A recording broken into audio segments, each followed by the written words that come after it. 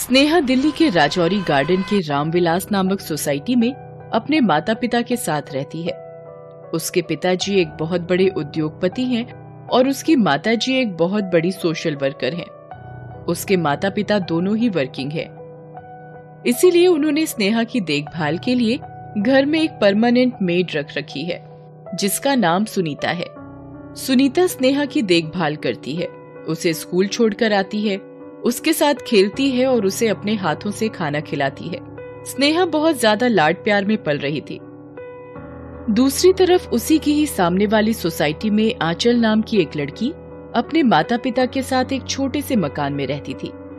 आंचल और स्नेहा दोनों एक ही स्कूल में पढ़ती थी। एक बार सुबह के समय की बात है, स्नेहा अपने डॉगी के साथ घूम रही थी। तभी वो आंचल के घर के सामने से निकल रही थी। तब वो देखती है कि आंचल घर में झाड़ू लगा रही है। आंचल, तुम क्या कर रही हो? मैं झाड़ू लगा रही हूँ। क्यों, तुम्हारे यहाँ नौकर नहीं है क्या? नहीं, आज मम्मी की तबीयत ठीक नहीं है, इसीलिए मैं ही झाड़ू लगा रही हूँ। तुम नौकर रखोगे भी कहाँ से? इतना कहकर वो वहां से चली जाती है और आंचल अपने काम में लग जाती है। स्नेहा इसी तरह हमेशा आंचल को नीचा दिखाती। वो हमेशा ही अपने पैसों पर, अपने स्टेटस पर घमंड करती थी, पर आंचल इससे बिल्कुल विपरीत थी। वो स्नेहा को अपनी दोस्त मानती थी, इसीलिए वो उसकी किसी भी बात का बुरा नहीं मानती थी। ऐसे ही एक बार की बात है, आंचल मार्केट से कुछ सब्जियां लेकर आ रही थी। उसी समय स्नेहा की गाड़ी आकर रुकती है। आंचल स्नेहा को देखकर, हेलो स्नेहा। हे, नाइस कार, तुमने नई कार ली है? हाँ, ये मेरी नई कार है। मेरे पापा ने ये कार अभी ली है, टॉप मॉडल है। वैसे तुम्हारे पापा के पास कार नहीं है ना? नहीं। होगी भी कैसे, अब सबके नसीब मेरे जैसे थोड़ी होते हैं। आंचल ये सब सुनकर बहुत दुखी हो जाती है। अच्छा आंचल, मैं चलती हूँ, बाय। आंचल बहुत दुखी मन से अपने घर चली जाती है।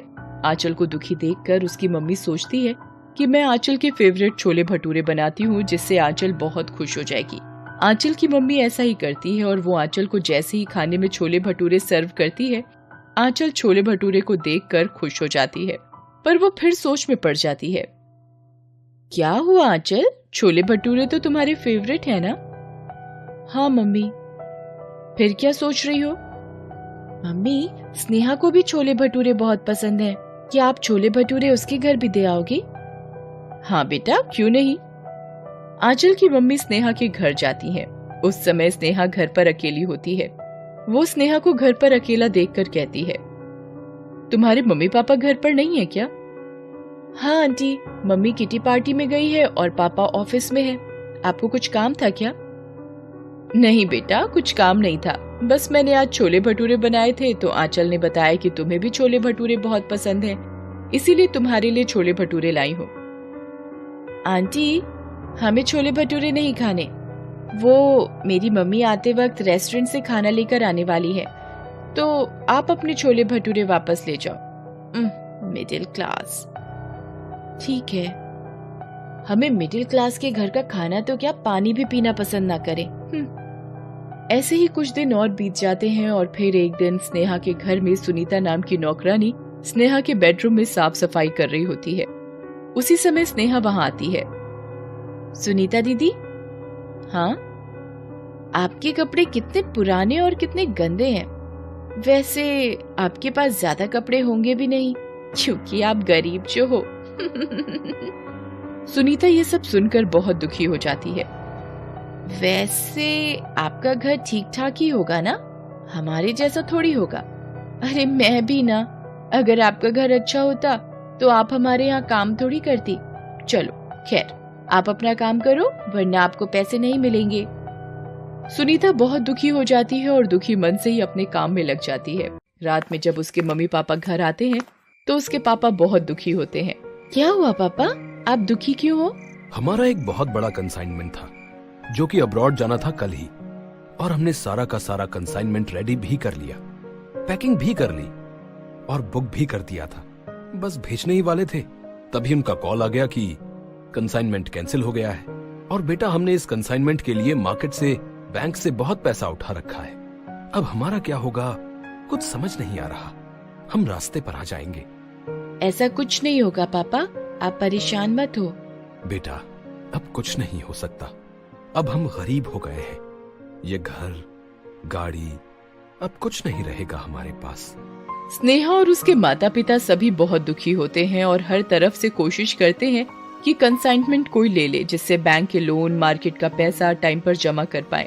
पर उन्हें हर जगह से निराशा ही हाथ लगती है। समय धीरे धीरे बीतता जाता है।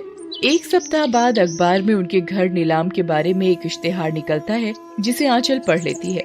आंचल इश्तेहार पढ़ने के बाद दौड़ी दौड़ी अपने पापा के पास जाती है और स्नेहा के परिवार की स्थिति के बारे में सब कुछ बताती है। ये सब सुनकर उसके पिताजी कहते हैं, उन्हें अपने कर्मों की सजा मिल रही है।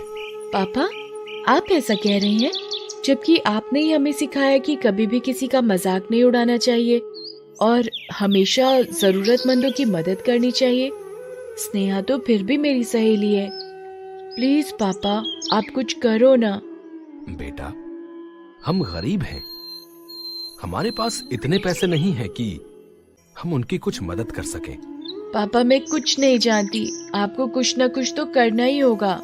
ठीक है बेटा, मैं अपने बॉस से इस बारे में बात करता हूँ कि शायद वो कंसाइनमेंट ले लें या किसी और को दिलवा दें।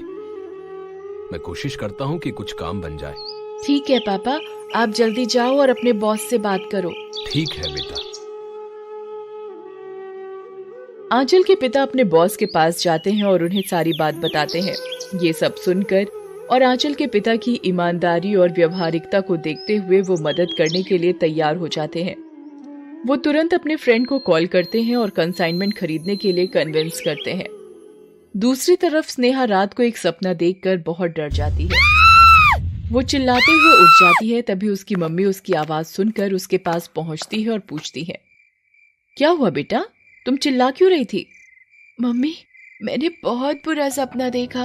मैंने देखा कि सुनीता आंटी, आंचल की मम्मी और उसके पापा सभी लोग जोर जोर से मुझसे कह रहे थे कि ये तुम्हारे कर्मों की सजा है और तुम हमें नीचा दिखाओ और हमारा अपमान करो। अब तुम भी गरीब हो जाओगी। तब पता चलेगा कि गरीब होना क्या होता है, जब तुम भी छोटी छोटी चीजों के लिए तरसोगी। मम्मी, ये सब मेरी ही गलती है। सही में मुझे अपने कर्मों की ही सजा मिल रही है। हमने तुम्हें पहले भी समझाया था कि कभी किसी का अपमान नहीं करना चाहिए। अभी भी कुछ देरी नहीं हुई है। तुम सुनीता आंटी, आंचल और उसके माता पिता से माफी मांग लो। वो जरूर तुम्हें माफ कर देंगे। ठीक है मम्मी, मैं कल ही सुबह उनके घर जाकर उनसे जरूर माफी मांगूंगी। अगले दिन सुबह सुबह आंचल स्नेहा के घर आती है और स्नेहा आंचल को अपने घर में देखकर कहती है, मुझे माफ कर दो आंचल, मैंने हमेशा तुम्हारे माता पिता की बेइज्जती की है।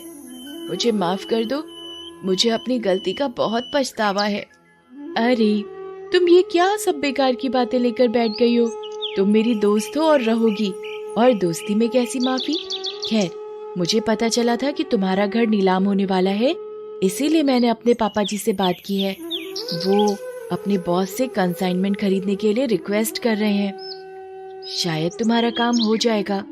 इतने में ही आंचल के पिता स्नेहा के घर पहुंच जाते हैं और स्नेहा के पिताजी से कहते हैं, भाई साहब, आप परेशान मत हो।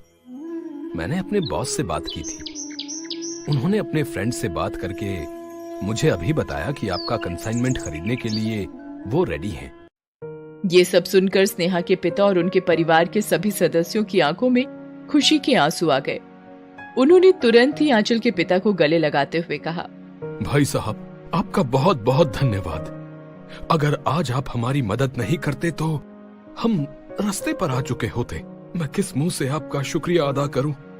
अपनों को भी भला कोई शुक्रिया अदा करता है?